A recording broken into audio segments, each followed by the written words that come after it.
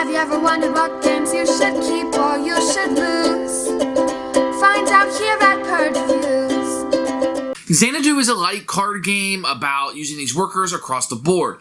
It is not about roller skating. It's not about Michelle Pfeiffer. This is completely different than an IP-related movie.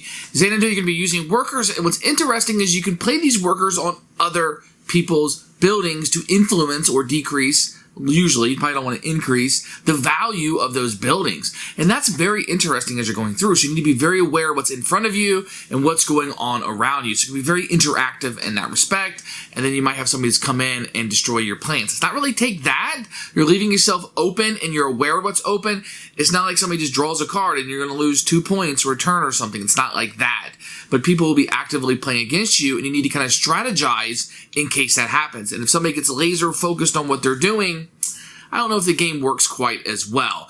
I think this works well with 3 or 4 players. I liked it quite a bit. It's a nice little card game. The game and the theme and the look of the game has aged a little bit. I'm not as happy about that.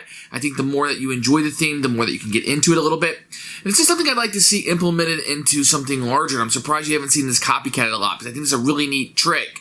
It's a one-trick pony, but that trick is pretty good, and I think it works in this game. So if you like card games, you have a use for those, and you kind of like that interactive nature, I think this will be something that plays for you. If you're looking for multiplayer solitaire, this is probably not it. But a really neat little trick they have in this game, and one I can easily recommend to you if you can track down a copy of this. So here's Xanadu, which it's made to look like it's an old box. It's number 1 on it. I don't know if this is a series or not, Quinted Games, but it's made to look kind of old. So it's a very portable game, and it could have been in a smaller box.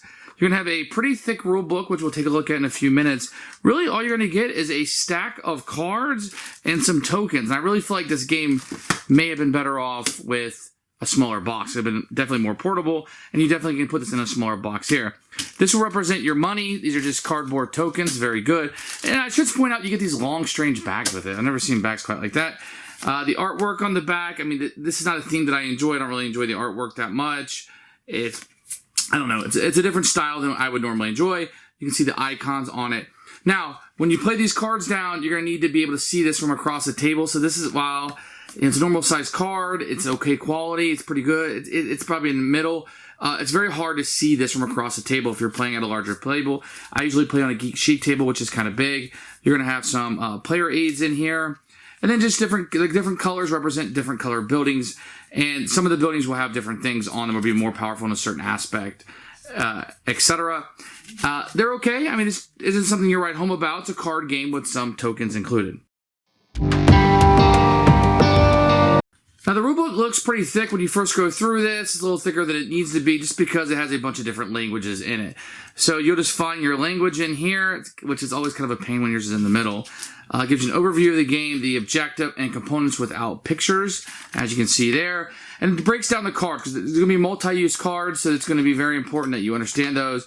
So this is the game right here. So you have like about a page, this 2-page spread, and really that's the game. You have a little bit just drawing up and how to end. And there's some variants. And it's important to note, it's really a 3 or 4 player game with variants for 2 and variants for 5 or 6. And then it goes into different languages. So very easy read. You probably read this in about 10, 15 minutes to be up and going. The first thing to understand is going to be these cards. And this is going to be the cost to build it, the resource you're going to have ongoing, and then you'll have the pricing. So it's always going to be from the bottom up that you'll be doing it. So when you put a worker on a card, you will cover up the bottom, like so, when it's out on the ground. And then the next one will cover this up, etc., and so forth until it gets to the top. When it gets to the top, you must sell it immediately for the price that's listed. You go through that deck twice. When this comes up, the game will end. And then whoever has the most money will be the winner of the game. So I'm quickly going to go through a player's turn. So let's say you have a couple of these buildings up, and these are buildings in your tableau. So the first thing you do is you can sell any ones that you want. I could sell multiple cards or just one. So in this case, I would sell this card, and I would get a single piece of currency for doing so. I would sell this. These 2 would go in the discard pile out and this building would be left, and I would have my currency, victory points, if you will, for doing so. Second thing I can do, I have 7 cards in my hand, I can assign workers. And when I assign workers to a place, I will get the resource that is listed on the side here, and it will be available to me. And the book recommends just saying out loud so people know that what you have. Then what I can do is, if I have availability of the resources listed on the top left, I could build this. Let's say I had those resources. I could build this building down. I can only build one single building per turn. And then to finalize, I can play more of these cards. Now, you can play cards on yourself, or you can play on your opponents.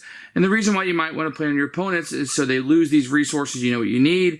Or as you can tell, some of these, you want to get it sold out so they don't have availability to the resources at the top. So you're going to have availability of these resources as long as it's in front of you, and you might want to force them to sell it.